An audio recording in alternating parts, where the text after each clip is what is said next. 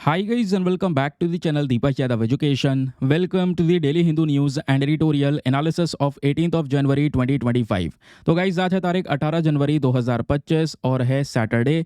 देखेंगे आज के द हिंदू कंप्लीट न्यूज़पेपर को एनालाइज करेंगे। बट लेक्चर में आगे बढ़ने से पहले अगर आपको इस लेक्चर का पीडीएफ चाहिए तो क्या करना है, सबसे पहले डाउनलोड करना है टेलीग्राम, देन उसके बाद जाके सर्च बॉक्स में टाइप करना Deepak Yadav education UPSC. As you can see guys आपको ये वाला चैनल मिल जाएगा, इस पर क्लिक करना और जाकर इस चैनल को ज्वाइन कर लेना। ज्वाइन करने से फ़ायदा क्या होगा, यहाँ पर आपको डेली बेसिस पे लेक्चर का पीडीएफ मिल जाता है, डेली करंट अफेयर के वीडियो का पीडीएफ मिल जाता है और डेली बेसिस पे बहुत सारे डिजिटल नोट्स मिल जाते हैं। नाउ बढ़ते हैं आगे बढ़ने से पहले हमेशा की तरह हम लोग अपने लेक्चर को एक मैप के क्वेश्चन के साथ स्टार्ट करेंगे। तो आज आप सभी को मैप में जाकर देखना है कैबो वर्डे को कहाँ पर है एग्जैक्टली लोकेटेड, इसको अच्छे से मैप में देखना। देन उसके बाद आकर नीचे कमेंट सेक्शन में टाइप करना, जिससे कि आप लोग इसको लंबे समय तक याद रख पाओगे। तो चलिए शुभारंभ करते हैं और चलते हैं सबसे पहले अपने थंबनेल वाले इंपॉर्टेंट आर्टिकल की तरफ। इस आर्टिकल को मैं डिस्कस करूं उससे पहले एक इंपॉर्टेंट चीज़ मैं आपको बता देता हूं। ये जो वीडियो आप देख पा रहे हैं दोस्तों, अगर आप लोग यूपीएससी या स्टेट पीएससी या किसी भी एग्जाम की प्रिपरेशन कर रहे हैं और अगर आप लोग करंट अफेयर्स के लिए कोई एक पर्टिकुलर सोर्स ढूंढ रहे हैं कि हर एक चीज़ मुझे वहां से मिल जाए, तो ये वीडियो आपके लिए बेस्ट होने वाला है, क्योंकि यहाँ पे हम लोग द हिंदू के साथ साथ इंडियन एक्सप्रेस को भी डिटेल से कवर करते हैं। ये दोनों न्यूज़पेपर हमारे प्रायोरिटी हैं। उसके अलावा दोस्तों जो भी इंपॉर्टेंट सोर्सेज है, फॉर एग्जांपल पीआईबी के आप जगह जगह पे अलग एनालिसिस देख लेते हैं, एआईआर की जो न्यूज़ है या मंथली मैगजीन्स आती हैं, अगर मंथली मैगजीन आती है उनके कुछ इंपॉर्टेंट टॉपिक्स हैं तो उनको भी पिछले कुछ दिनों में कवर किया गया है। तो पिछले कुछ दिनों से वीडियो काफ़ी ज़्यादा इंपॉर्टेंट यहाँ पे हो चुका है। अब शुरुआत करते हैं अपने सेशन की। सबसे पहला topic GS paper number 3 defence and security के पॉइंट ऑफ व्यू से इंपॉर्टेंट है। एक इंडेक्स हर साल रिलीज होता है, पिछले कई सालों से मैं हर बार यहाँ पे इस इंडेक्स का डिस्कशन करता हूँ। यह है आपका ग्लोबल फायर पावर इंडेक्स। ये जो पर्टिकुलर इंडेक्स है ये दुनिया की मोस्ट पावरफुल मिलिट्री को दर्शाता है। अब मान लो मोस्ट पावरफुल मिलिट्री कह लो या मोस्ट पावरफुल कंट्री कह लो, क्योंकि सिंपल सी बात है, कोई भी देश सबसे ज़्यादा शक्तिशाली कब होगा, जब उसकी मिलिट्री सबसे ज़्यादा पावरफुल होगी। ये सिंपल कॉन्सेप्ट है।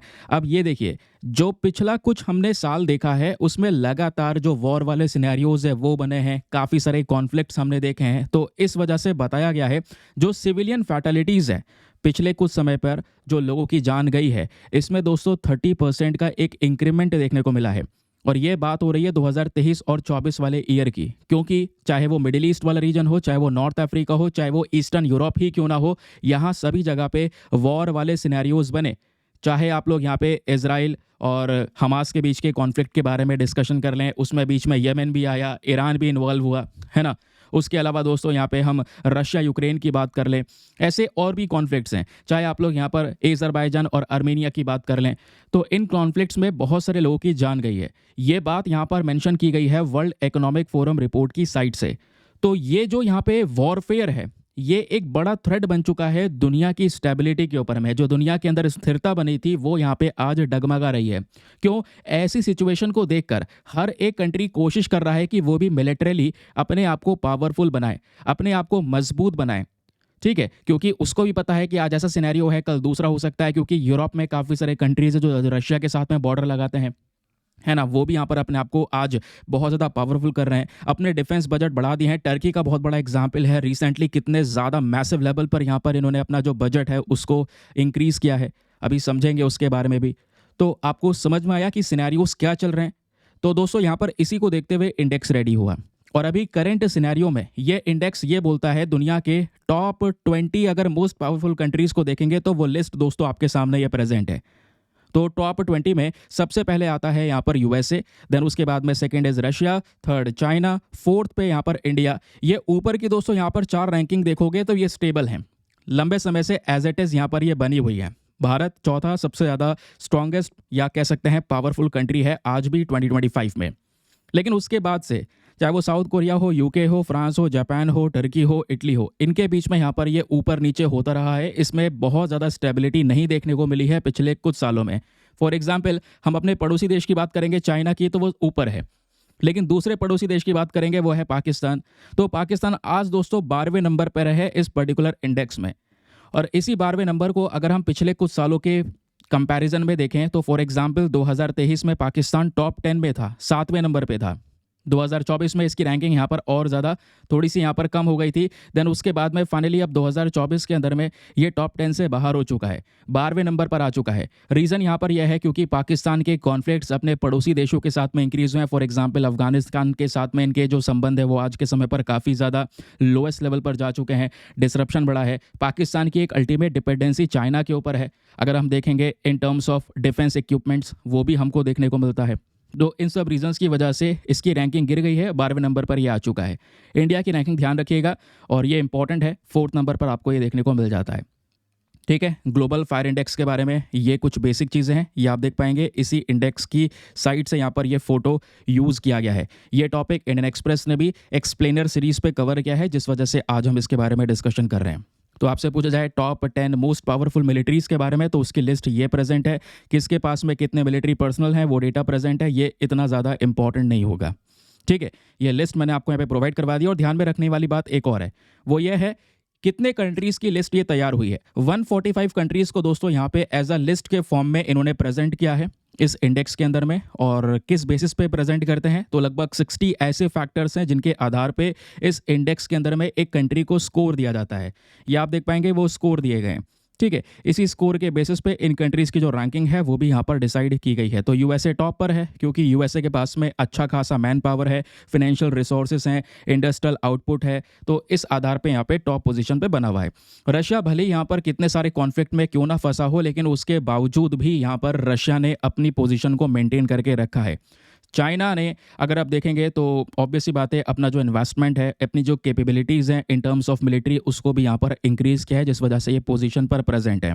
इंडिया की बात करेंगे तो इंडिया भी यहाँ पर कह सकते हैं इस पोजीशन को मेंटेन कर रखा है। 2023 में भी अगर हम देखेंगे तो 4th लार्जेस्ट मिलिट्री स्पेंडर थे। ये बात सिपरी की रिपोर्ट की साइड से मेंशन की है। तो धीरे धीरे करके भारत की जो डिफेंस स्पेंडिंग है वो नो डाउट वो भी इंक्रीज हुई है। अगर आप 2022 के कंपैरिजन में देखेंगे तो 4.2% से दोस्तों यहाँ पर एक इंक्रीमेंट, एक बढ़ोतरी देखने को मिली है जो हमने खर्चा किया है डिफेंस में, स्पेशली उस कैटेगरी में हम बात कर रहे हैं। ठीक है, तो ये 4th रैंकिंग बनी हुई है। इसके पीछे के रीज़न क्या है? रीज़न यहाँ पर यह है कि हमने जो अपना खर्चा किया है डिफेंस के ऊपर में, हालांकि अभी वो कम है, जिस तरीके के हमारे नेबरहुड के साथ में रिलेशंस प्रेजेंट हैं, इस आधार पे हमें डिफेंस के ऊपर में स्पेंडिंग को इंक्रीज़ करना होगा।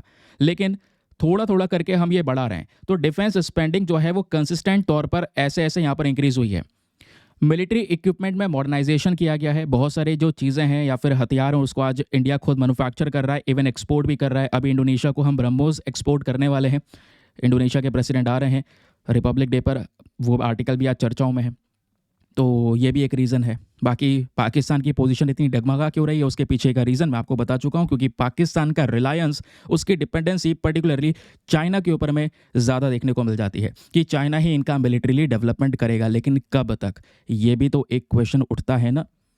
तो दोस्तों ये था यहाँ पे आज का हमारा सबसे पहला आर्टिकल। चलिए आते हैं अगली इंपॉर्टेंट न्यूज़ की तरफ। लेकिन अगली इंपॉर्टेंट खबर पर बढ़ने से पहले एक इंपॉर्टेंट इन्फॉर्मेशन और है। अगर आप लोग हमारे पेड ग्रुप्स को ज्वाइन करना चाहते हैं तो आपके पास में बढ़िया मौका है इसको ज्वाइन करने के लिए। यहाँ पर आपको डेली बेसिस पे करंट नोट्स के PDF वगैरह प्रोवाइड करवाए जाते हैं। वो PDF सर दिखाई कैसे पड़ते हैं, ये दोस्तों यहाँ पे आपके सामने उस PDF की झलक है, ठीक है, जो यहाँ पे आज हम कवर कर रहे हैं। देखिए इसमें हर एक चीज़ आपको मिल जाएगी। सबसे पहली चीज़ क्या है, इस आर्टिकल सॉरी इस PDF में देखेंगे तो आपका ये एक वन टाइम सोल्यूशन है।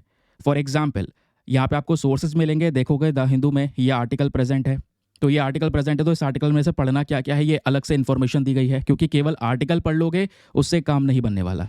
इसके पीछे कुछ वेरिएंट्स वगैरह हैं ALH ध्रुव के, वो क्या है वो समझाए गए हैं। ऐसे ही दोस्तों यहाँ पर सिल्वर नोटिस के बारे में चर्चा हुई थी आज से कुछ दिन पहले, फिर से यहाँ पर ये न्यूज़ आर्टिकल पब्लिश हुए। सिल्वर नोटिस क्या है, इंटरपोल से कनेक्शन है तो इंटरपोल क्या है, हर एक चीज़ को यहाँ पर बेहतरीन तरीके से समझाया गया है आपको इस पर्टिकुलर PDF में। सोर्सेज सारे के सारे लगे हुए हैं कि भाई यहाँ पर ये है न्यूज़ आर्टिकल और ये है इसके पीछे का बैकग्राउंड डेटा। ठीक है, चाहो तो आप यहाँ पर ये जैसे एडिटोरियल है, आप फॉर एग्जाम्पल ये एडिटोरियल देखिए, चाहो तो आप इस एडिटोरियल को रीड कर सकते हैं। ये आप देखेंगे चीज़ आपको क्लियरली दिखेंगी। अब इस एडिटोरियल से नोट्स कैसे बनाने हैं, तो ये नोट्स का डेटा आपको यहाँ पे प्रेजेंट कर दिया गया है। और इसी के साथ में भाई भविष्य में मेंस क्वेश्चन बन सकता है, क्योंकि एडिटोरियल बेसिकली आप मेंस के लिए पढ़ रहे हैं, तो इसी के नीचे एक मेंस क्वेश्चन को तैयार करके दिया है कि भाई आप यहाँ पे इस तरीके से मेंस क्वेश्चन को अटेम्प्ट कर सकते हैं। और केवल क्वेश्चन नहीं, आप इसको अटेम्प्ट कैसे कर सकते हैं उसका गाइडेंस दिया गया है। इंट्रोडक्शन ऐसे लिखना है, इसके बॉडी में यही चीज़ें आ सकती हैं, इसमें चैलेंजेस ये हैं, कंक्लूजन ये है। समझ रहे हैं? तो प्रीलिम्स के तो आर्टिकल कवर हो रहे हैं, मेंस के भी आर्टिकल कवर हो रहे हैं विद प्रैक्टिस क्वेश्चंस। अभी रैट होल माइनिंग बहुत ज़्यादा चर्चाओं में है पिछले कुछ दिनों से। आज हम डिस्कशन करेंगे क्योंकि प्रॉपर मात्रा में डिटेल्स प्रेजेंट नहीं थी। नाउ अब फाइनली प्रेजेंट है। आज काफ़ी ज़्यादा कवरेज होने वाला है। फिर एक आर्टिकल सुप्रीम कोर्ट के जज के अपॉइंटमेंट के बारे में है कि अभी यहाँ पर जो स्ट्रेंथ है वो पूरी होने वाली है। 33 जज पूरे हो चुके हैं, वो डिस्कशन है। कैसे होता है अपॉइंटमेंट, पॉलिटी के हर एक इंपॉर्टेंट जो आर्टिकल्स है वो यहाँ पर मेंशन कर दिए गए।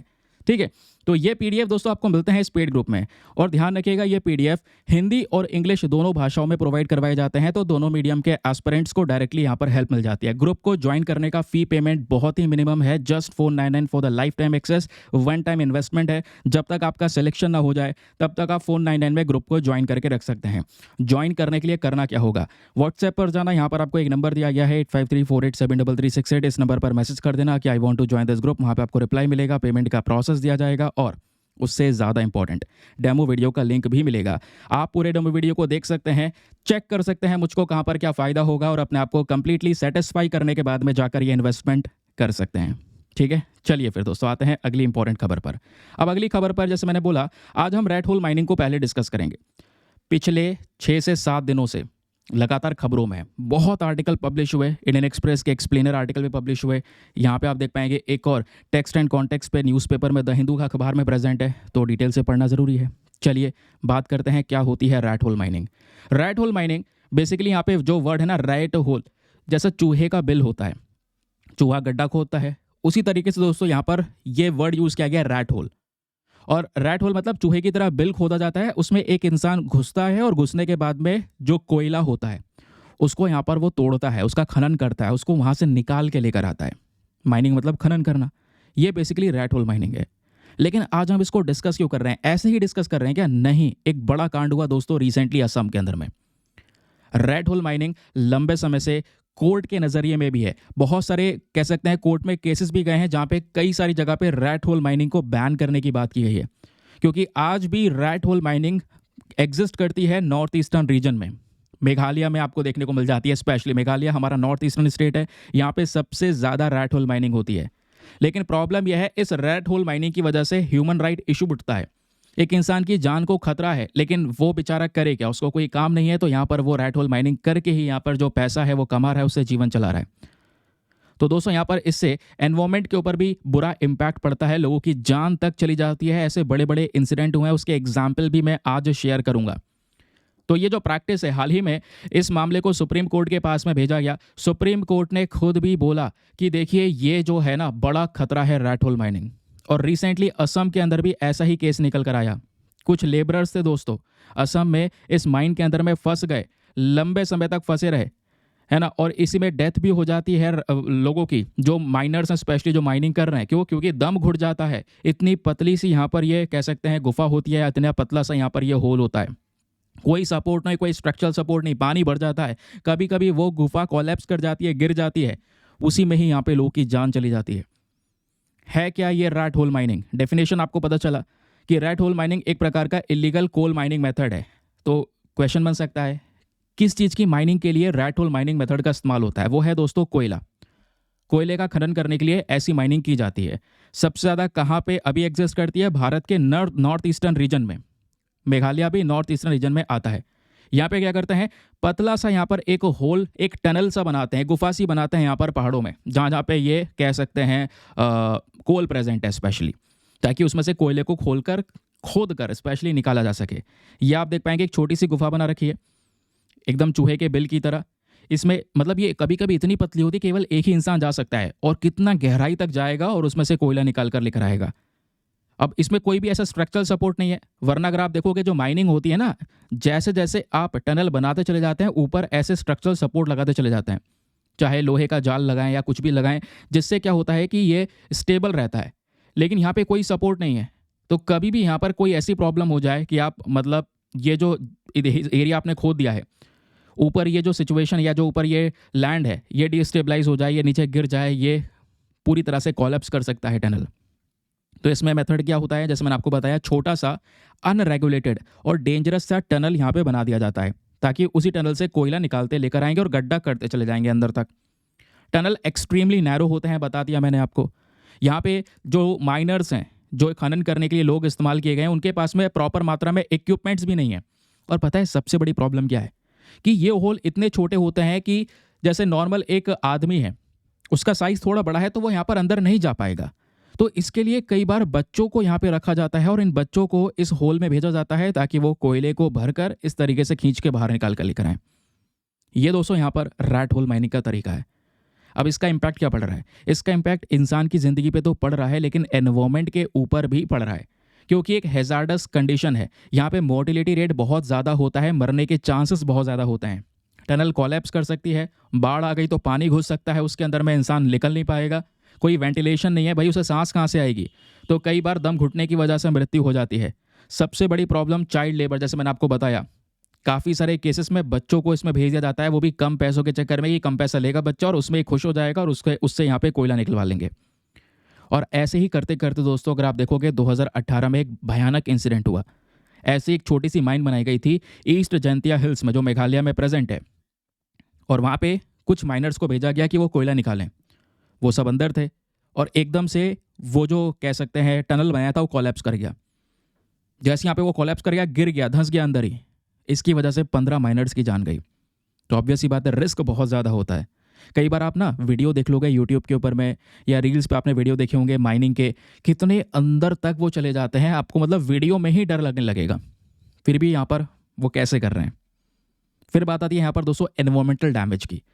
बात यहाँ पे केवल ह्यूमन राइट्स तक नहीं है, इंसान की जान तक नहीं है। इंसान की जान के साथ साथ एक बड़ी दिक्कत है, आप एनवायरमेंट को भी नुकसान पहुँचा रहे हैं। कई बार बड़ी बड़ी जगह पे जंगल होते हैं, उन पेड़ों को काट दिया जाता है ताकि आराम से जगह मिल जाए उनको और कोयले को एक्सट्रैक्ट कर सके, निकाल निकाल के बाहर रख सकें। पहला एनवायरमेंटल डैमेज। दूसरा है वाटर पोल्यूशन। आसपास कोई नदी बह रही है, बहुत ज़्यादा पल्यूट हो जाती है क्योंकि इसी कोयले से बहुत सारी स्लरी बहती है जो सब पानी में मिलती है। दूसरे केमिकल्स यहाँ पे जनरेट होते हैं पानी में। सॉइल डिग्रेडेशन, तीसरा इंपॉर्टेंट इम्पैक्ट। कई बार यहाँ पे इसी की वजह से इरोजन होने लगता है। वहाँ की मिट्टी आपने बहुत ज़्यादा हटा दी है, इससे जो उपजाऊ मिट्टी है उसका कह सकते हैं लॉस होने लगता है, वो ख़त्म होने लगती है। फिर बात आती है एयर पोल्यूशन की, बर्निंग ऑफ कोल। यहाँ पे अब कोयला निकाला है तो ऑब्वियस सी बात है उसको बेचोगे, कहीं ना कहीं इंडस्ट्री में जलेगा। तो जब वो कोयला जलेगा तो इससे बहुत सारा यहाँ पर जो पर्टिकुलेट मैटर है या जहरीले गैसेस हैं वो रिलीज़ होंगे, जिससे एयर पोल्यूशन होगा। तो ये कुछ यहाँ पर दोस्तों इसके इम्पैक्ट नजर आएंगे। लेकिन क्वेश्चन ये है कि सिचुएशन तो बड़ी घातक है, हमने कुछ फोटोज़ में भी देखा। तो क्या हमारे पास में कोई लॉ, कोई रेगुलेशन नहीं है इस चीज़ को थोड़ा रेगुलेट करने के लिए? देखिए मैं आपको इसके लीगल पॉलिसी और फ्रेमवर्क के बारे में बताता हूँ। सबसे पहली चीज़, सुप्रीम कोर्ट ने खुद इस मामले में इंटरवीन किया था और 2014 में यहाँ पर एक पर्टिकुलर केस को देखा। इस केस को देखते हुए सुप्रीम कोर्ट ने यह बोल दिया कि जो ये रैट होल माइनिंग है ये इलीगल है। मेघालय में ये इलीगल है क्योंकि इसका एनवायरमेंटल इम्पैक्ट बहुत डिजास्टरस है।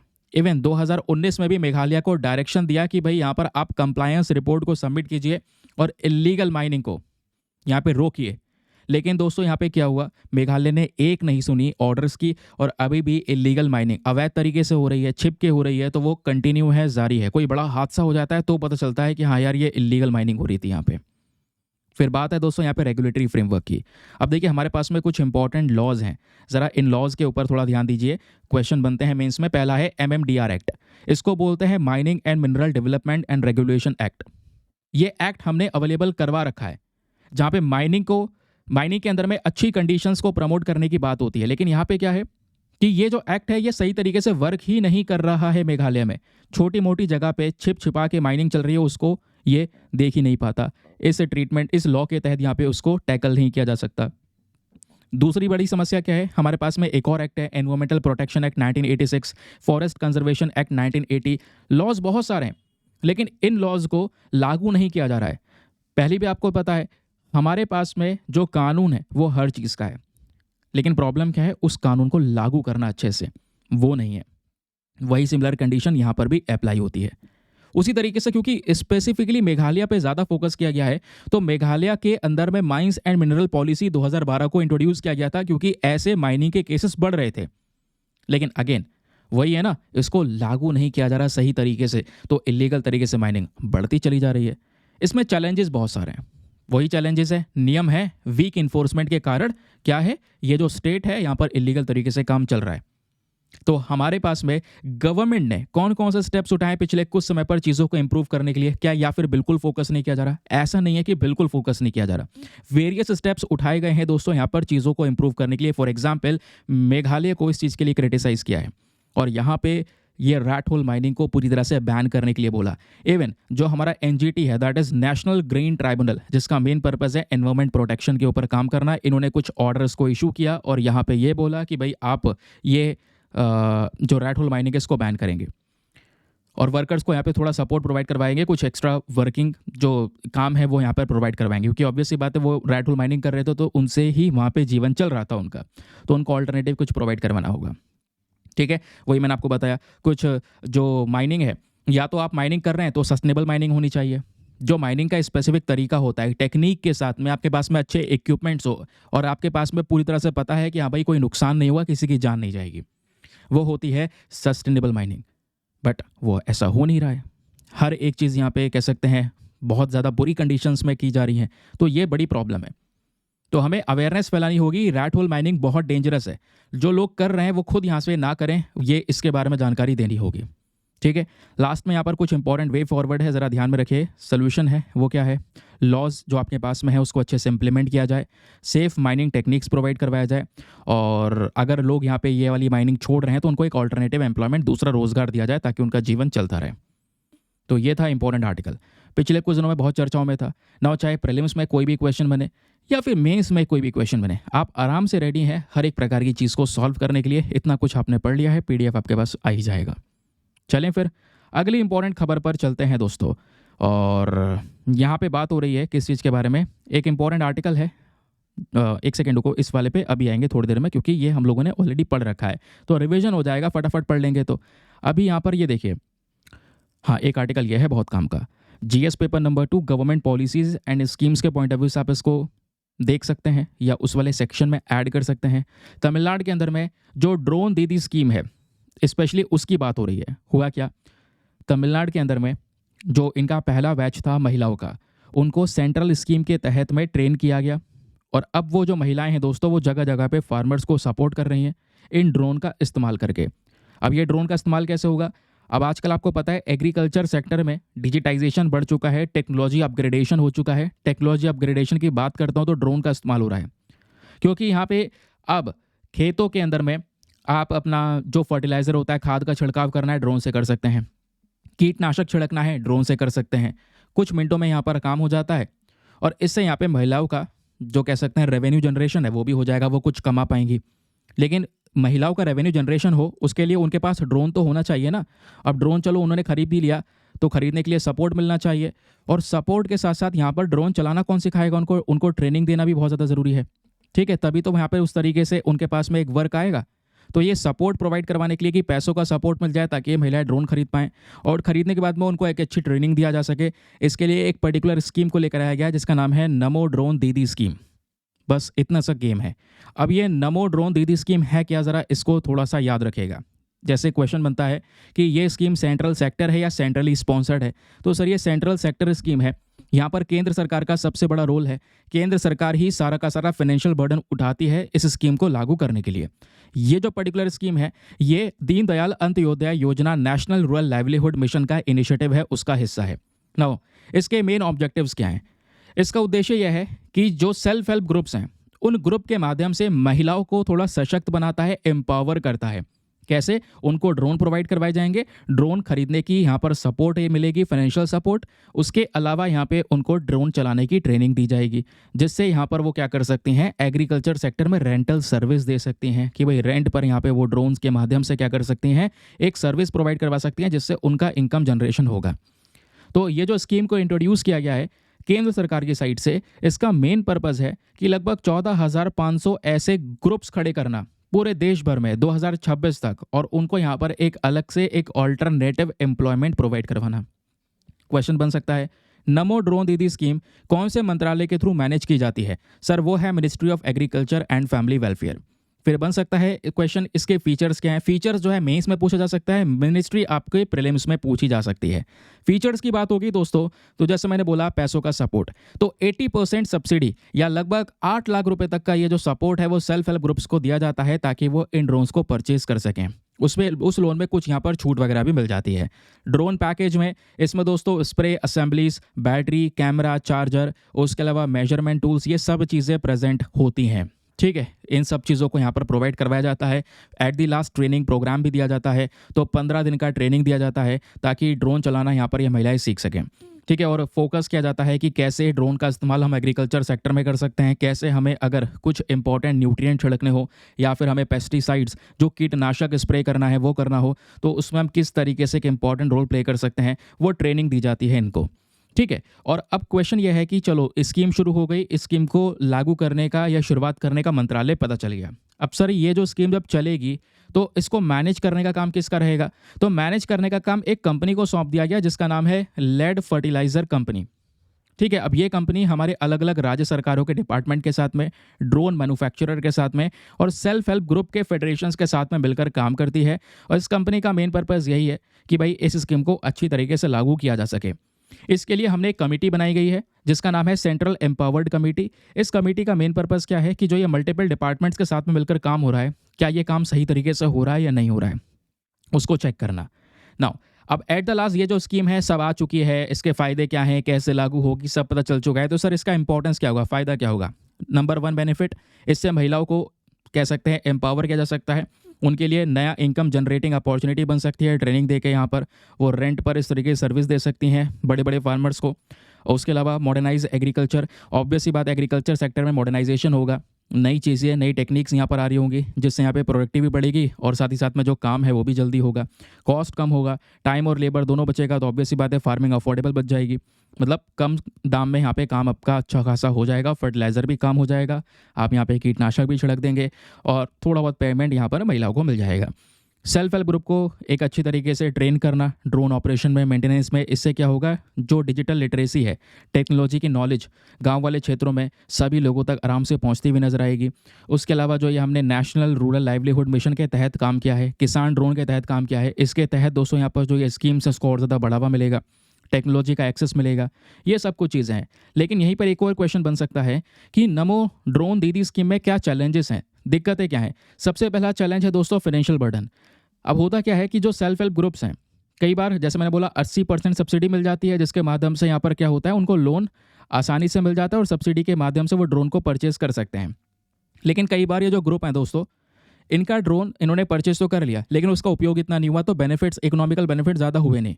तो कई बार जो 20% का लोन इन्हें देना है वो चुकाने में इनको बहुत ज़्यादा समय लग जाता है, उसमें भी काफ़ी बड़ा रिस्क देखने को मिल सकता है।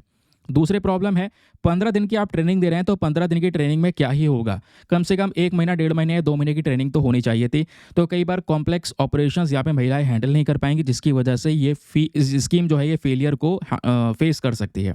फिर केवल एक कंपनी के ऊपर में हर चीज़ दे देना कि भाई ये कंपनी हर एक चीज़ को हैंडल करेगी, तो कई बार यहाँ पर इसके ऊपर में डिपेंडेंसी दिखाना सही नहीं होगा, इससे इनएफिशिएंसीज हो सकती हैं, चीज़ों को इम्प्लीमेंट करने में डिले हो सकता है, ये भी बताया जा रहा है। फिर बात है यहाँ पर एनवायरमेंटल कंसर्न की, कई बार बोला जा रहा है कि इसका जो इम्पैक्ट है वो बायोडाइवर्सिटी के ऊपर हो सकता है ना, क्योंकि यहाँ पर जो नीलगिरी डिस्ट्रिक्ट है तमिलनाडु के अंदर में, यहाँ पर भी हवा से ही क्या कर रहे थे, इस तरीके के पेस्टिसाइड छिड़क रहे थे, जिससे दूसरी जो यहाँ पर और भी सेंसिटिव एरियाज़ हैं या दूसरे और प्लांट्स हैं उसके ऊपर में ये गिरा, जिससे यहाँ पर वो डैमेज हो सकते हैं, है ना, उनको नुकसान पहुँच सकता है। तो एक एनवायरमेंटल कंसर्न यहाँ पे भी नज़र आता है। तो ये ड्रोन दीदी स्कीम के बारे में बेसिक चीज़ें याद रखिएगा, बहुत ही ज़्यादा इंपॉर्टेंट है। चलिए अगली इंपॉर्टेंट खबर पर आते हैं, और अगली इंपॉर्टेंट खबर भी बहुत ही ज़्यादा काम की होने वाली है। GS paper number 3 science and technology के पॉइंट ऑफ व्यू से लिंक कर सकते हैं। आप देख रहे हैं आपके न्यूज़पेपर तो तैयार हो रहा है, पेपर के साथ साथ प्रॉपर मात्रा में नोट्स तैयार हो रहे हैं, सेपरेटली आप अलग से नोट्स बनाते चल रहे होंगे कि हाँ भाई इसमें से ये पढ़ना है, इसमें से ये पढ़ना है, और वो भी निकालने की ज़रूरत नहीं है, यही चीज़ें पढ़िए, पीडीएफ आपको यहाँ पर मिल जाएगा। बाकी जो भी लोग पहली बार चैनल के साथ में जुड़ा है, फर्स्ट टाइम आया है, मेक श्योर करें चैनल को सब्सक्राइब कर लें। 6 लाख सब्सक्राइबर का टारगेट है, थोड़े से बिल्कुल करीब है, आप लोग के सपोर्ट की रिक्वायरमेंट है। ऑल नोटिफिकेशन को ऑन कर लेना सब्सक्राइब करने के बाद में, ताकि आपको इन वीडियोस के नोटिफिकेशन टाइम पर मिल जाएं। ठीक है, ये जो पर्टिकुलर आर्टिकल है ये कल भी न्यूज़पेपर में पब्लिश हुआ था, आज हमारे इंडियन एक्सप्रेस के अंदर में प्रेजेंट है। क्या बात हो रही है, इसरो के 3rd लॉन्च पैड के बारे में डिस्कशन यहाँ पे हो रहा है। अच्छा, अभी तक भारत के पास में 2 लॉन्च पैड हुआ करते थे। लॉन्च पैड क्या होता है, जहाँ से हम लोग अपने मिशंस को लॉन्च करते हैं। अब हमने बड़े बड़े मिशंस लॉन्च किए हैं, तो वो सब क्या कहाँ से होता है भाई? रॉकेट में आपने सैटेलाइट लग के अगर अंतरिक्ष में लॉन्च करना है, तो लॉन्च करने के लिए लॉन्च पैड तो चाहिए ना। रॉकेट उड़ाओगे कहाँ से? रॉकेट को असेंबल करने की एक जगह होती है, ये आप देख पाएंगे दोस्तों, पीछे ये पूरा सिनेरियो बना है। ऐसा थोड़ी रॉकेट बनाया है सीधा इसको खड़ा किया और उसके बाद में सैटेलाइट रख के लॉन्च कर दिया, नहीं।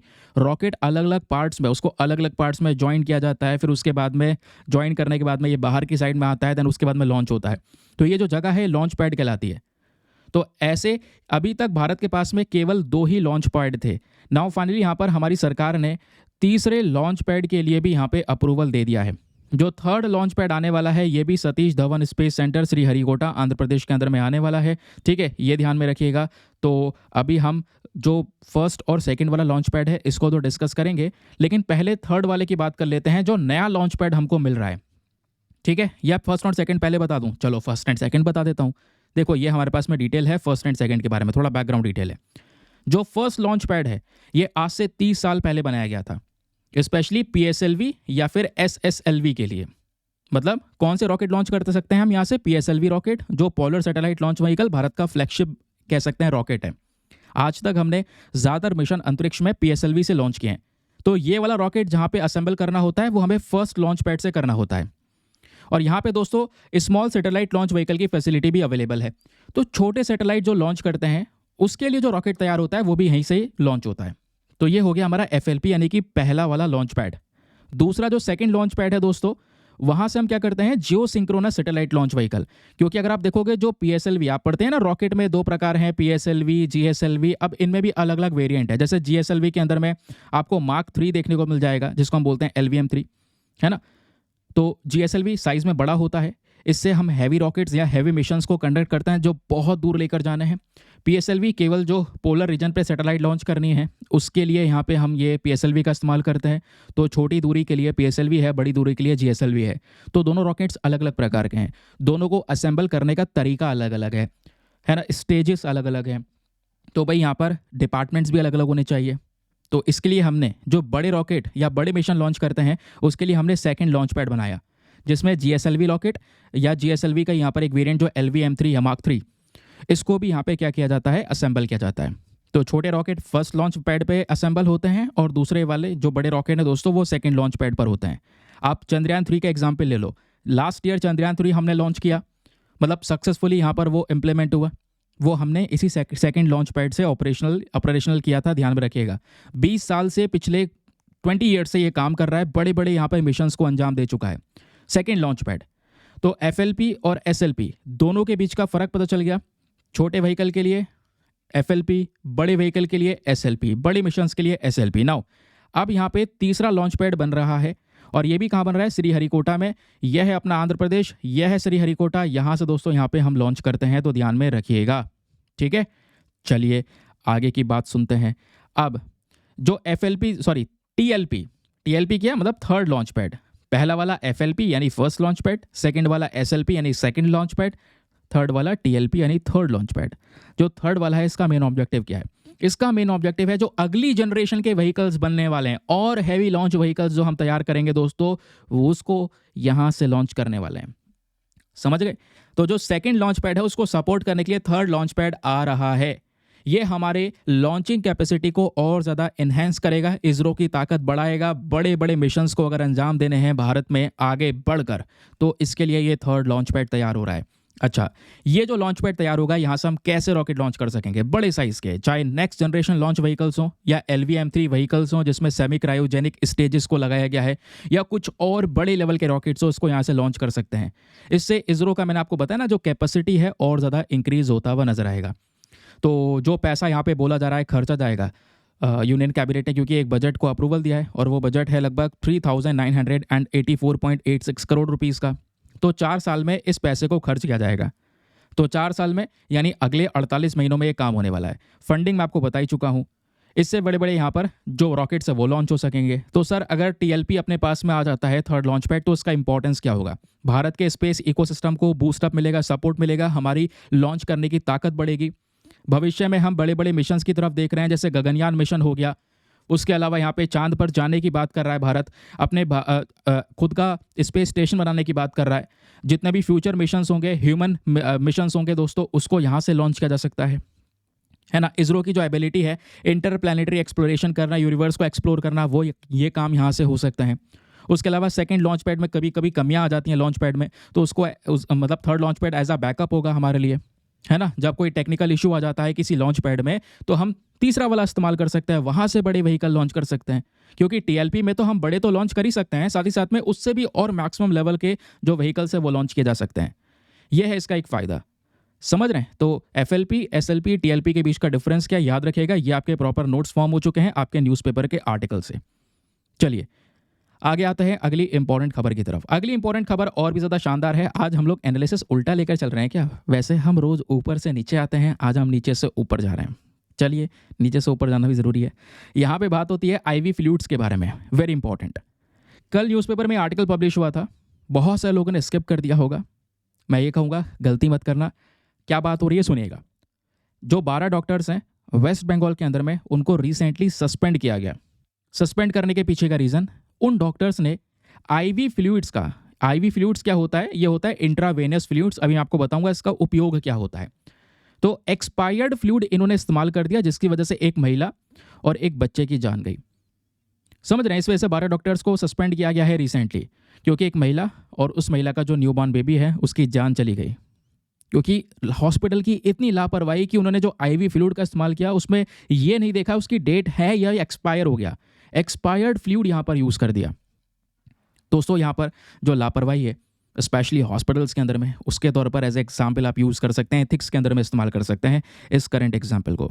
लेकिन ये सुनिएगा, सबसे पहले प्रीलिम्स के लिए भी इंपॉर्टेंट है, क्योंकि आईवी फ्लूइड्स चर्चाओं में बहुत है क्या ये?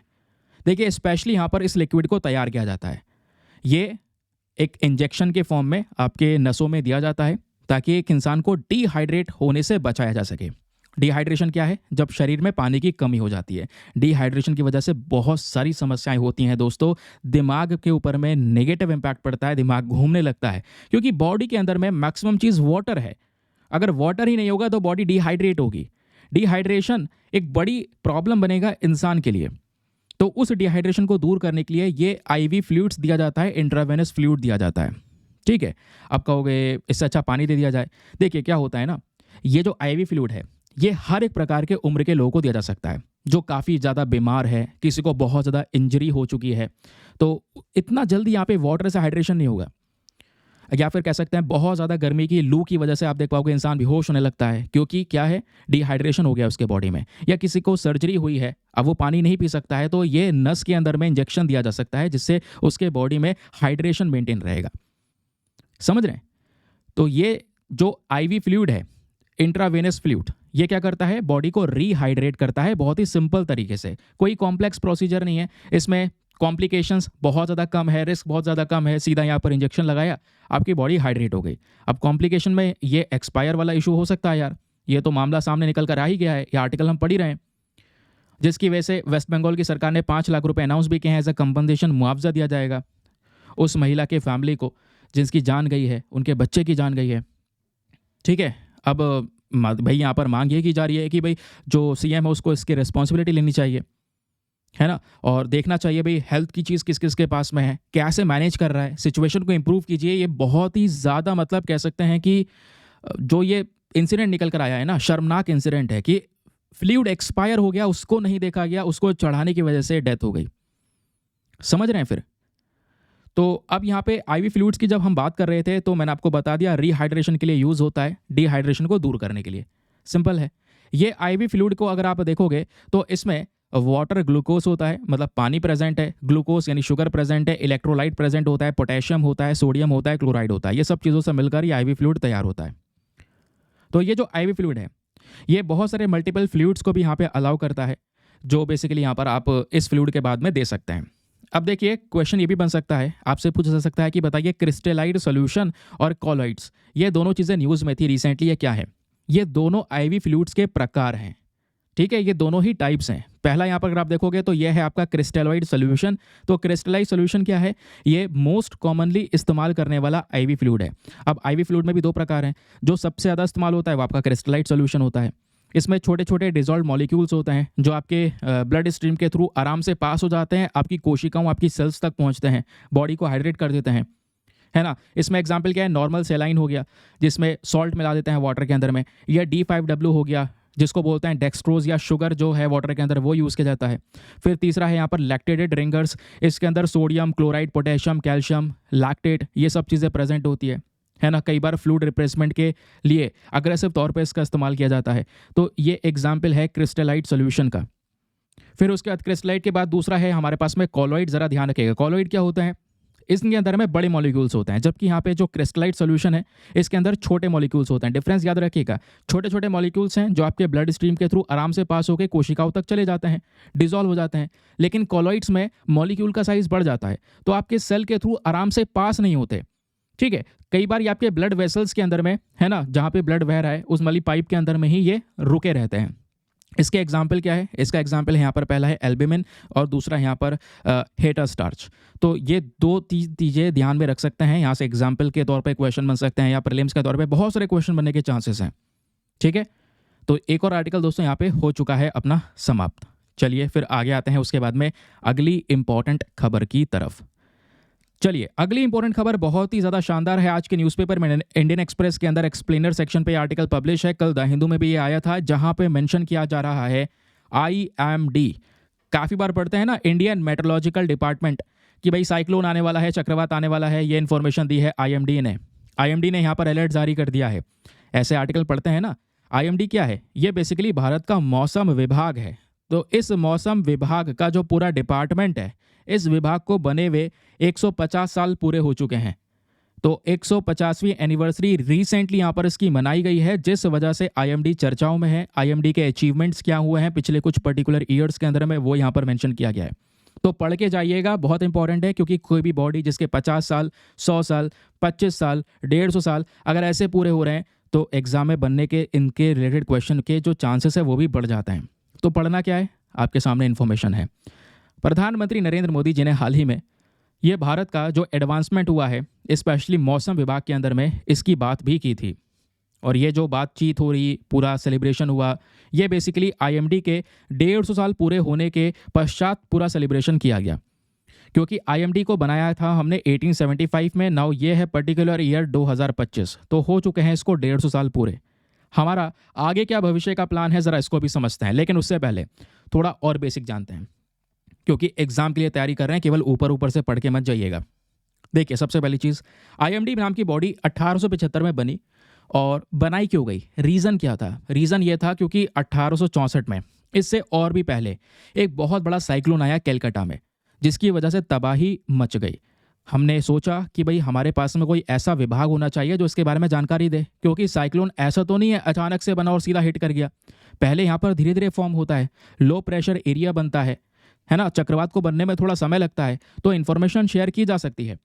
तो हमने IMD तैयार किया कि भविष्य में कोई ऐसी आपदा आए तो पहले से ही इसके बारे में जानकारी हो, ताकि इस आपदा को तो रोका नहीं जा सकता, नेचुरल इवेंट है, लेकिन यहाँ पे जो इससे हो रही तबाही है, लोगों की जान है, वो तो बचाई जा सकती है ना, लोगों को पहले ही हटाया जा सकता है। तो ये जो IMD है, इसको हमने मिनिस्ट्री ऑफ अर्थ साइंस के अंदर में ऑपरेट करा है, ठीक है। सॉरी, मतलब कहने का मतलब है इस मंत्रालय के अंडर में काम करता है, और ये मंत्रालय सीधा गवर्नमेंट ऑफ इंडिया के अंदर में आता है। इसका मेन काम मेट्रोलॉजी यानी मौसम विभाग के ऊपर स्पेशल फोकस है। और इस कैलिब्रेशन के हाइलाइट्स क्या हैं, हम एक तरफ 2047 तक एक विकसित देश बनने की कोशिश कर रहे हैं, उसमें IMD का एक बड़ा इंपॉर्टेंट कह सकते हैं रोल होने वाला है, क्योंकि हमने कल भी एक आर्टिकल पढ़ा था कि जो हमारे पास में नेचुरल कैटेस्ट्रॉफ हैं, ये बाढ़, भूकंप, इनकी वजह से लाखों करोड़ रुपए का नुकसान हुआ है दोस्तों। तो ऐसी चीज़ों को बचाया जा सकता है, वो भी IMD की मदद से। तो IMD के अचीवमेंट्स क्या हैं, ज़रा सुनिएगा। IMD के अचीवमेंट, पहली बात यह है, IMD ने कुछ ऐसी टेक्नोलॉजी को डेवलप किया है जो मेड इन इंडिया है, जो भारत ने खुद बनाया है, जिसके माध्यम से आज हम बड़ी बड़ी जो आपदा है इसको लेकर पहले से ही सतर्क रहते हैं। For example, first indigenous radar Bharat ने तैयार किया 1958 में। उसके अलावा इसरो के साथ में कोलैबोरेट करके आज हमने बहुत सारे सैटेलाइट्स के ऊपर में काम किया है। सैटेलाइट की इन्फॉर्मेशन IMD के पास में भी होती है, उसी सैटेलाइट से पता चलता है कि हाँ भाई कौन से क्षेत्र में कौन सी प्रॉब्लम्स बन रही है। इतना ही नहीं, आईएमडी ने बहुत सारे और भी इनिशिएटिव को दोस्तों यहाँ पे अंजाम दिया है। जब दूसरे इनिशिएटिव्स की बात आती है तो ये पर्टिकुलर नेम ध्यान में रखिएगा। ऑटोमेटिक वेदर स्टेशन इन्होंने बनाया, डॉपलर वेदर रडार बनाया, कॉमन अलर्टिंग प्रोटोकॉल बनाया, इम्पैक्ट बेस्ड फोरकास्ट बनाया, डायनेमिक कंपोजिट रिस्क एटलस तैयार किया। ये दूसरे इंपॉर्टेंट इनिशिएटिव्स हैं जो आईएमडी की साइड से शुरुआत किए गए हैं। लास्ट ईयर मिशन मौसम की चर्चा हुई थी, याद है नहीं है? मिशन मौसम ये सबसे बड़ा एडवांसमेंट है। यहाँ पे हम क्या करने वाले हैं, अपने एटमॉस्फेयर को हाई रिजोल्यूशन में ऑब्जर्व करेंगे। नेक्स्ट जनरेशन की सैटेलाइट्स का इस्तेमाल किया जाएगा, हाई परफॉर्मेंस कंप्यूटिंग सिस्टम का इस्तेमाल किया जाएगा, ताकि इंफॉर्मेशन सटीक हो और अच्छी इंफॉर्मेशन हाई क्वालिटी इमेजेस के साथ में हमारे पास में प्रेजेंट हो, हमारे मौसम को लेकर स्पेशली। तो ये मिशन मौसम शुरू किया गया। इतना ही नहीं, आईएमडी दोस्तों यहाँ पर ग्लोबल लेवल पर रिप्रेजेंट करता है, क्योंकि ये है भारत का इंडियन मेट्रोलॉजिकल डिपार्टमेंट। तो ये डिपार्टमेंट कहीं ना कहीं किसी बॉडी में एक कंट्रीब्यूशन दे रहा होगा, क्योंकि दोस्तों ये आईएमडी भारत का डिपार्टमेंट है। ऐसे ही दुनिया में मौसम को रेगुलेट करने के लिए हमने एक और डिपार्टमेंट बना रखा है जिसका नाम है WMO, that is world meteorological department या वर्ल्ड मेट्रोलॉजिकल ऑर्गेनाइजेशन, WMO है ना, ठीक है। तो दोस्तों यहाँ पर जो आईएमडी है भारत का वो रिप्रेजेंट करता है इसी WMO में। और उसके बाद आईएमडी आज हमारे आसपास की जो कंट्रीज हैं, नेबर कंट्रीज है, उनको भी प्रॉपर तरीके से सपोर्ट प्रोवाइड करवाता है। कोई इन्फॉर्मेशन है तो उनको भी वहाँ पे प्रोवाइड करवाई जाती है। आगे हमारा और भी बड़ा विजन है, आईएमडी को लेकर बड़े बड़े विजन हमने सेट किए हैं। जैसे हमें अपनी एक्यूरेसी को और ज़्यादा इंप्रूव करना है कि जो इन्फॉर्मेशन है वो सटीक हो, और इस मामले में 10 से 15% इंप्रूवमेंट चाहिए हमें आने वाले 5 सालों में। फिर ऐसे विजन 247 का टारगेट रखा है, 2047 का, 2047 तक। जैसे मैंने आपको बताया इंडिया डेवलप्ड कंट्री बनना चाहता है, तो इसमें हमारे पास में ज़ीरो एरर होना चाहिए कि भाई यहाँ पे मान लो कोई 3 दिन का आपदा है तो उसमें जो मतलब इन्फॉर्मेशन है वो सटीक रहे, कोई भी गलती ना हो। कोई 5 डे फोरकास्ट कर रहे हैं, 5 दिन पहले भविष्यवाणी कर रहे हैं ऐसा वेदर होने वाला है, तो उसमें 90% सटीकपना होना चाहिए, एक्यूरेसी रेट होना चाहिए। ये हमारा मेन पर्पज़ है। बाकी फ्यूचर में हमारा सबसे फोकस रहेगा अर्थक्वेक के ऊपर, क्योंकि रिसेंट समय पर हमने देखा है भूकंप के इंसिडेंट बढ़ रहे हैं। अभी भारत के पास में तिब्बत में एक बड़ा भूकंप देखने को मिला, हज़ारों घर ढह गए, और उस भूकंप के इम्पैक्ट इंडिया तक आया दोस्तों, है ना। और ऐसे भूकंप लगातार इंक्रीज हो रहे हैं। पिछले साल टर्की में देखने को मिला, सीरिया में देखने को मिला, ठीक है, ईरान में देखने को मिला। तो ऐसे अर्थक्वेक्स आ रहे हैं, तो इसको लेकर एक वार्निंग सिस्टम हमें तैयार करना होगा, अपनी कैपेसिटी को ज़्यादा से ज़्यादा इंप्रूव करना होगा। और साथ ही साथ में हमें केवल समुद्र के ऊपर ही ऑब्जर्वमेंट नहीं करना है, समुद्र के साथ साथ अपना जो लैंड है उसको भी ऑब्जर्व करना है। तो अपने नेटवर्क्स को एक्सपैंड कर रहे हैं, तो वो भी हमारा एक स्पेशल फोकस होने वाला है इस आईएमडी का। ये बेसिकली भविष्य के तौर पे काम करेगा, ठीक है। तो अभी तक के अचीवमेंट्स क्या हैं, किस तरीके से काम करता है, क्यों बनाया गया था, भविष्य में क्या गोल्स हैं, सब कुछ मैंने आपको बता दिया है इस पर्टिकुलर एक्सप्लेनर सीरीज के आर्टिकल के तौर पर। ये आप देख पाएंगे, ठीक है। एक और टॉपिक कवर हो गया। चलिए आगे आते हैं और ज़्यादा इम्पॉर्टेंट इन्फॉर्मेशन की तरफ। ये खबर भी दोस्तों हमारे लिए है बहुत ही ज़्यादा काम की, ठीक है। यहाँ पे बात हो रही है भारत और इंडोनेशिया के रिलेशंस के बारे में। अच्छा, भारत और इंडोनेशिया के संबंध हम पढ़ने वाले हैं, थोड़ा डिटेल से पढ़ेंगे, क्योंकि क्वेश्चन बन सकते हैं, मेंस में क्वेश्चन बन सकते हैं, प्रीलिम्स में क्वेश्चन बन सकते हैं। कैसे बनेंगे वो भी मैं आपको बताऊँगा। लेकिन सबसे पहले हम ये बात करने वाले हैं कि जो इंडोनेशिया के प्रेसिडेंट हैं, जिनका नाम है प्रबावो सुबियांशो, ये भारत की विजिट पर आ रहे हैं अपनी मिलिट्री लेकर, क्योंकि इनके मिलिट्री के लोग इंडिया की मिलिट्री के साथ में परेड करने वाले हैं 26 जनवरी रिपब्लिक डे पर। आपको पता है हर साल 26 जनवरी को जो रिपब्लिक डे का सेलिब्रेशन होता है, इस बार भी होना है। तो इसी सेलिब्रेशन में हम हर साल किसी पर्टिकुलर कंट्री के एक कह सकते हैं जो लीडर होते हैं उनको as a chief guest invite करते हैं। तो इस बार हम सोच रहे थे किसको इनवाइट करें, किसको इनवाइट करें। तो हमने यहाँ पर पहले सोच रहे थे, काफ़ी आर्टिकल पब्लिश हो रहे थे कि ट्रंप को इनवाइट किया जाएगा, लेकिन हमने अब की बार इंडोनेशिया को इनवाइट किया है। तो इंडोनेशिया के जो प्रेसिडेंट हैं प्रबावो सुबियांशो, ये चौथे इंडोनेशियन राष्ट्रपति होने वाले हैं जिनको as a chief guest invite किया गया है भारत के रिपब्लिक डे पे। कहोगे चौथे, मतलब इससे पहले 3 और प्रेसिडेंट्स आ चुके हैं इंडोनेशिया के जिनको इन्वाइट किया जा चुका है। मतलब इंडोनेशिया हमारा बहुत करीबी देश है, रिलेशंस बहुत अच्छे हैं इंडोनेशिया के साथ में। अभी मैं आपको बताऊंगा, चाहे वो व्यापार का मामला हो, डिफेंस का मामला हो, मिलिट्री एक्सरसाइज का मामला हो, कल्चरल रिलेशंस का मामला ही क्यों ना हो, ठीक है।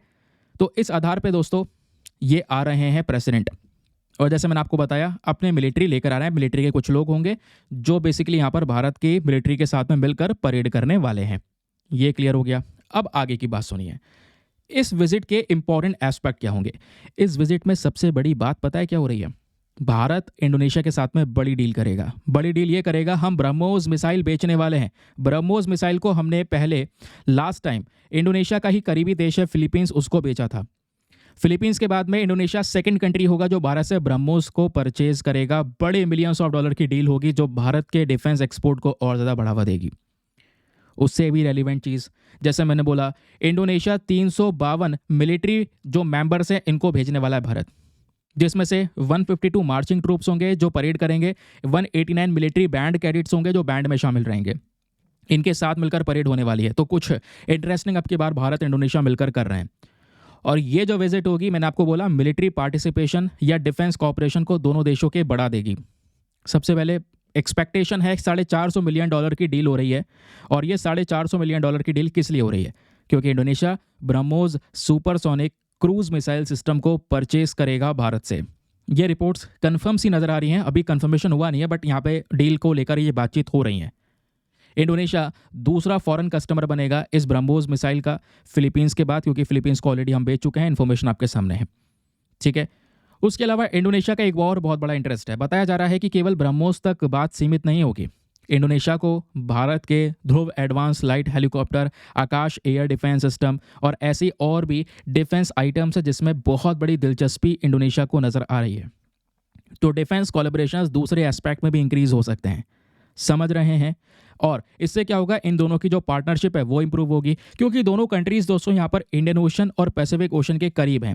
तो इंडो पैसिफिक रीजन में अगर चाइना को काउंटर करना है, टेररिज्म रोकना है, तो इस केस में यहाँ पर भारत और इंडोनेशिया को मिलकर काम करना होगा, जिसके ऊपर ये दोनों ही कंट्री करंट समय पर तो सही रास्ते पे बढ़ रहे हैं। दोनों के बीच में मेमोरेंडम ऑफ अंडरस्टैंडिंग साइन हो सकती है। एक इन्फॉर्मेशन ये भी है कि जब ये दोनों देशों की बैठक होगी, आपस में हमारे प्राइम मिनिस्टर, उनके प्रेसिडेंट बैठेंगे, बातचीत करेंगे, तो दोनों कंट्री बहुत सारे मेमोरेंडम ऑफ अंडरस्टैंडिंग को साइन करने वाले हैं। ये मेमोरेंडम ऑफ अंडरस्टैंडिंग क्या होगी? हेल्थ, कल्चर, एजुकेशन को लेकर होगी, मैरीटाइम सिक्योरिटी को लेकर होगी, ट्रेडिशनल मेडिसिन होगी, जहाँ पे आयुर्वेदा को प्रमोट करने की बात हो रही है, ठीक है, इंडोनेशिया के अंदर में। इतने ही नहीं, कल्चरल और सिम्बॉलिक एलिमेंट्स भी यहाँ पर होने वाला है। जनवरी 25, ठीक है, जनवरी 25 में क्या होगा, मतलब अभी तो बेसिकली 18 ही जनवरी है।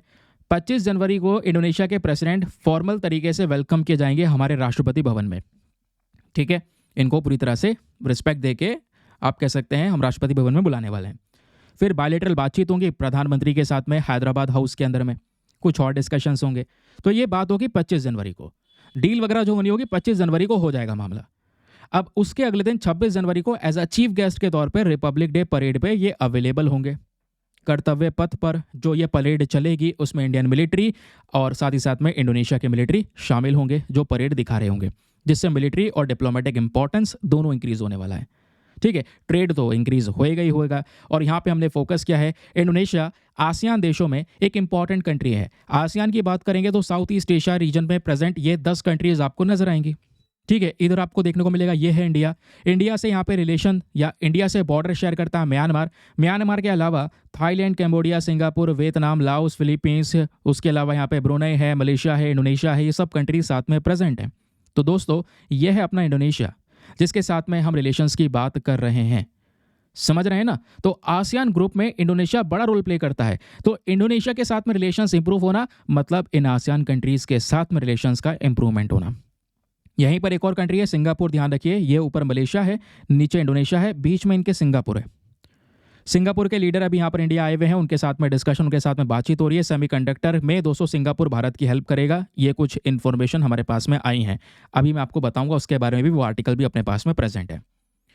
तो भारत और इंडोनेशिया की बात हो चुकी है। अब इनके संबंध कैसे इंप्रूव हो रहे हैं वो पता चल चुका है, लेकिन यहाँ पे कुछ चुनौतियाँ, कुछ चैलेंजेस अपने सामने हो सकते हैं। चैलेंजेस जैसे कि यहाँ पर जो ट्रेड पॉलिसीज़ हैं, भले ही व्यापार को लेकर कितना ही सपोर्ट कर लो, एक दूसरे को सपोर्ट किया है, लेकिन उसके बावजूद भी ट्रेड में जो नई नई नीतियाँ हैं उसमें कुछ प्रॉब्लम्स आई हैं दोनों देशों के बीच में। फिर दूसरा आता है जियोपॉलिटिकल टेंशन।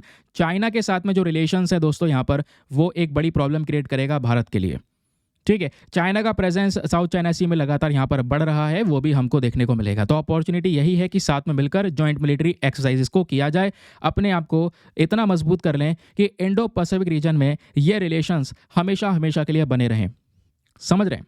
अब अगर आपको सेपरेटली अलग से इंडिया और इंडोनेशिया के रिलेशंस के बारे में कुछ इन्फॉर्मेशन चाहिए, क्योंकि अब आप कोई किताब उठाएंगे GS paper number 2 international relation की, वहाँ से इन दोनों के रिलेशंस को पढ़ना शुरू करेंगे तो ज़रूरत ही नहीं पड़ेगी। ये अलग से मैंने प्रोवाइड करवा दिए हैं। कल्चरल टाइज़ कैसे हैं, अगर आप देखेंगे दोनों देशों के बीच के जो यहाँ पर संबंध है वो कल्चर के ऊपर डिपेंड भी करते हैं। हिंदुइज्म, बुद्धिज़्म, इस्लाम, दोनों देशों में यहाँ पर प्रोमिनेंट रिलीजन्स आपको नजर आएंगे। फिर आर्किटेक्चरल एविडेंस है, बाली में जो मतलब इंडोनेशिया के अंदर बाली में जो मंदिर है ना, वो आपको देखने को मिलेगा जो इंडियन कल्चर को दर्शाता है।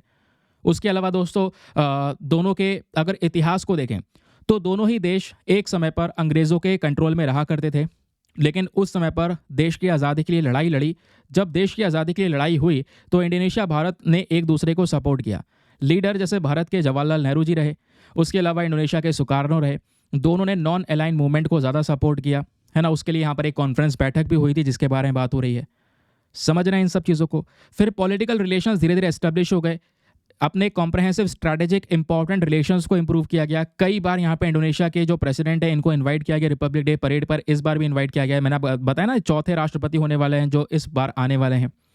इंडोनेशिया भारत के लिए ज़रूरी है इकोनॉमिकल बेसिस पे भी, क्योंकि दोनों के बीच में जो बायलैटरल ट्रेड है, व्यापार है, वो बहुत ज़्यादा मैसिव है।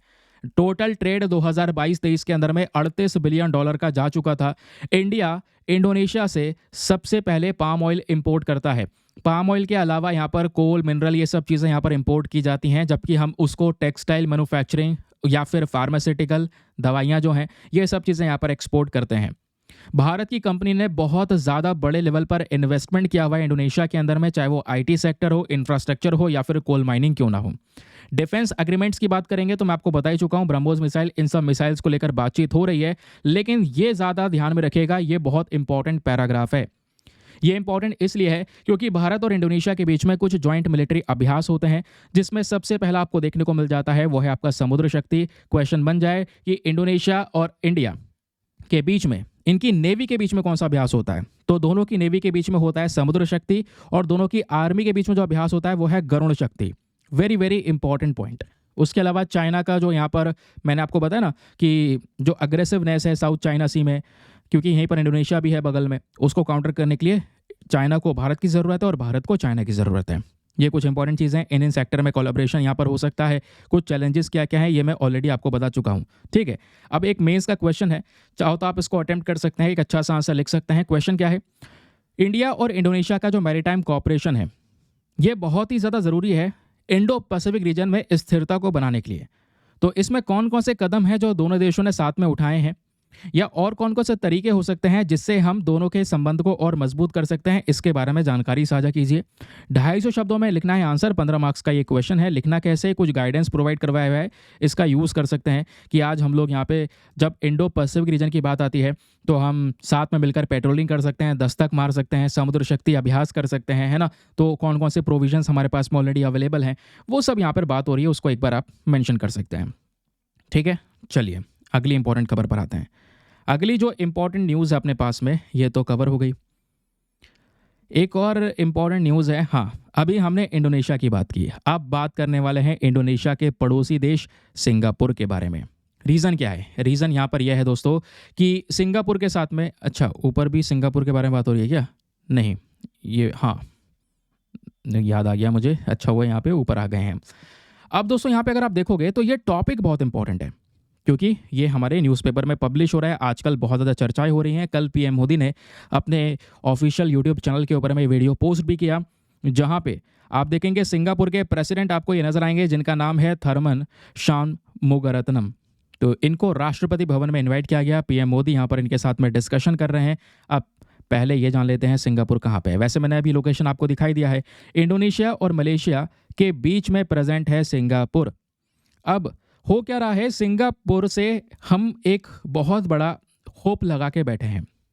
होप क्या लगा के बैठे हैं, वैसे तो अगर आप देखोगे ये आज क्या अचानक से भारत सिंगापुर की बातचीत हो रही है, ऐसा नहीं है।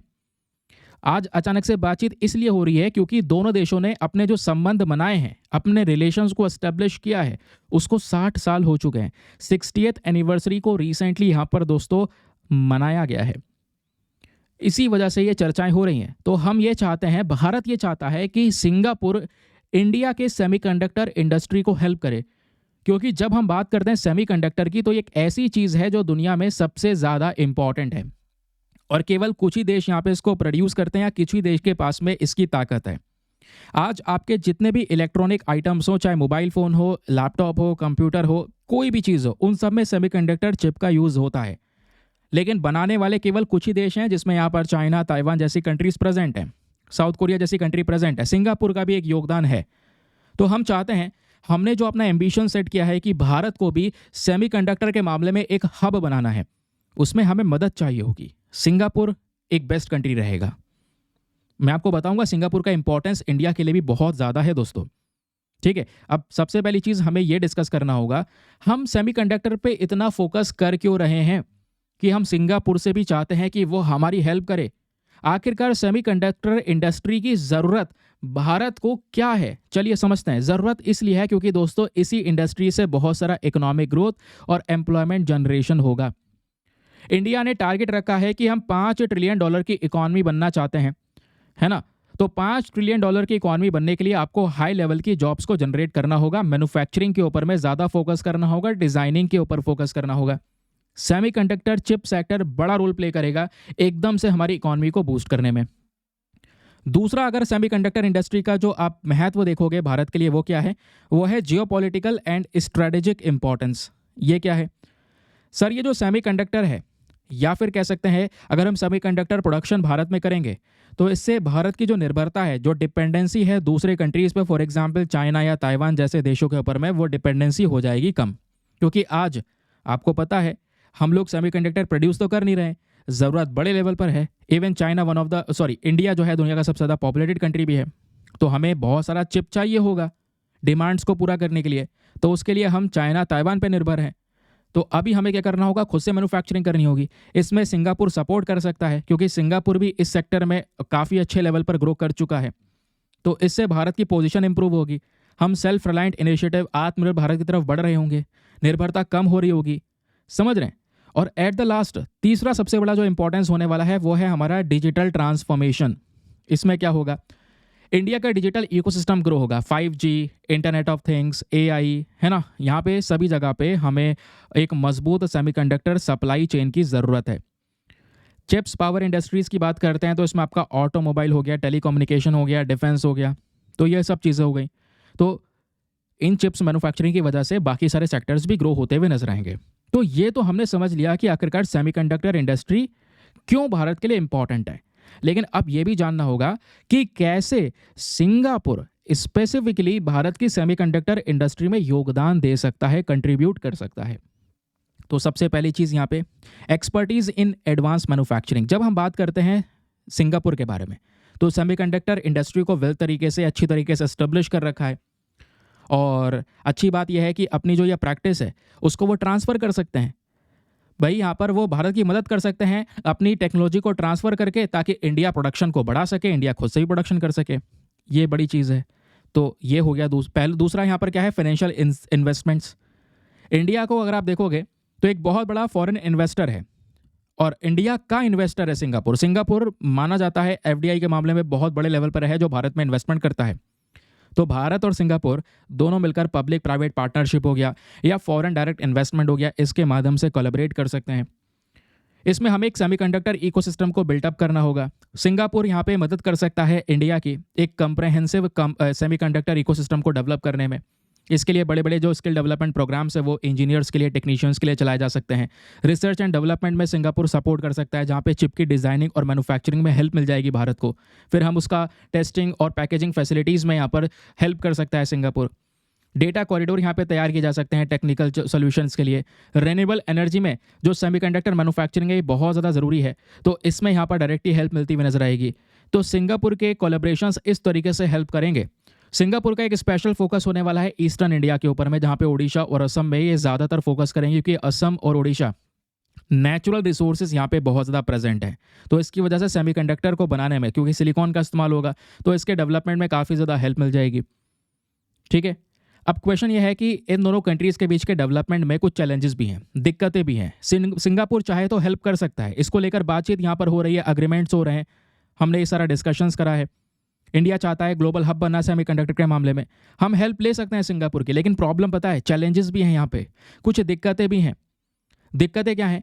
पहली चीज़, भारत के अंदर में अच्छी मात्रा में फैसिलिटीज़ अवेलेबल नहीं है कि भाई वो फैसिलिटी के माध्यम से हम सेमीकंडक्टर की मैन्युफैक्चरिंग कर सकें या टेस्टिंग कर सकें।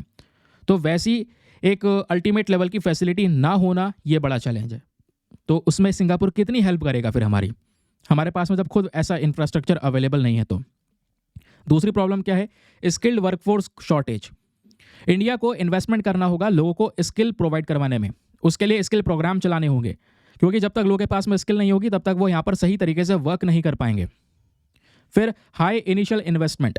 सेमीकंडक्टर को बनाने के लिए शुरुआती तौर पे आपको बिलियंस ऑफ डॉलर्स का इन्वेस्टमेंट चाहिए होता है, तभी आप आगे जाकर अपनी चीज़ें सर्वाइव करवा पाएंगे। तो ये एक बड़ा रिस्क होने वाला है। फिर है आपका जियोपॉलिटिकल रिस्क। दूसरे कंट्रीज़ के ऊपर में डिपेंडेंट हो जाना, ये भी एक बड़ी प्रॉब्लम यहाँ पर क्रिएट करेगा। कभी भी कोई जियोपॉलिटिकल टेंशन क्रिएट होता है तो उसमें सबसे पहले वो देश उसी चीज़ की सप्लाई बंद करेगा जिस चीज़ को लेकर आप डिपेंडेंट हैं उस देश के ऊपर में। तो ये भी एक समस्या है।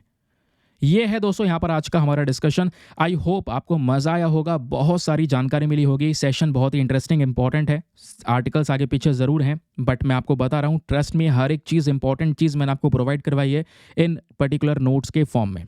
ठीक है, चलिए फिर इसी के साथ में करते हैं हम लोग अपने लेक्चर को समाप्त। बाकी मैं आपको बता चुका हूँ इस पीडीएफ की इन्फॉर्मेशन, ये पीडीएफ वगैरह यहाँ पर अगर आपको चाहिए। अच्छा, एक चीज़ और, अच्छा हुआ हम नीचे आ गए थोड़ा सा। सिंगापुर का लोकेशन तो वैसे मैं बता ही चुका हूँ, ये अपना सिंगापुर यहाँ पे प्रेजेंट है, और सिंगापुर के पास से एक स्ट्रेट गुजरता है, स्ट्रेट ऑफ मलक्का। तो इंडियन ओशन, पैसिफिक ओशन में भारत, इंडोनेशिया, सिंगापुर के साथ में रिलेशंस होना ज़रूरी है।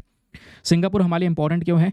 ये एक पर्टिकुलर फोटो है जहाँ पे इंडिया की सेमीकंडक्टर इंडस्ट्री में सपोर्ट कर सकता है, क्योंकि दुनिया भर में जो सेमीकंडक्टर का आउटपुट है 10% आउटपुट सिंगापुर का है। साउथ ईस्ट एशिया के साथ में रिलेशंस को मजबूत कर सकता है। इन्वेस्टमेंट के तौर पर अगर आप देखोगे तो सिंगापुर एक सबसे बड़ा इन्वेस्टमेंट का सोर्स रहा है, एफडीआई का सोर्स रहा है भारत में 2023-24 के अंदर में, ये आप देख पाएंगे। तो इसलिए इंपॉर्टेंट है। ये कुछ यहाँ पे सिंगापुर को लेकर रिलेशंस और अलग से भी मैंने मेंशन कर दिए हैं, ये आप लोग चेक कर सकते हैं। ठीक है, अलग से पढ़ना चाहते हैं तो इसको भी देख सकते हैं, इन्फॉर्मेशन आपके पास में अवेलेबल है। अलग अलग चीज़ आपको पढ़ने की जरूरत नहीं रहेगी। जैसे सिंगापुर और भारत के बीच में कुछ अभ्यास होता है, इनके बीच में एक एनुअल बायलैटरल एक्सरसाइज होती है, उस अभ्यास का नाम है SIMBEX, Singapore India maritime bilateral exercise, ध्यान में रखिएगा। ठीक है, सिम्बैक्स नाम का ये अभ्यास होता है इनके साथ में। क्लियर? बाकी ये ध्यान रखिए, बहुत बड़े लेवल पर इंडियन सिंगापुर में प्रेजेंट है। 6,50,000 से ज़्यादा इंडियन ओरिजिन के लोग सिंगापुर में प्रेजेंट है। बड़ा डायस्पोरा आपको सिंगापुर में देखने को मिलेगा, जो सिंगापुर की इकॉनमी के अंदर में भी कंट्रीब्यूट कर रहा है। तो ये था आज का हमारा इंपॉर्टेंट सा सेशन। आई होप आपको क्लैरिटी मिल चुकी है, बहुत सारी जानकारी आज के सेशन से मिल चुकी है। इसी के साथ में चलिए करते हैं अपने सेशन को समाप्त। बाकी बता ही चुका हूँ ये पीडीएफ वगैरह कहाँ से लेनी है, पेड ग्रुप की इन्फॉर्मेशन आपके पास में अवेलेबल है। आज के लिए bye bye, have a nice day, thank you and जय हिंद।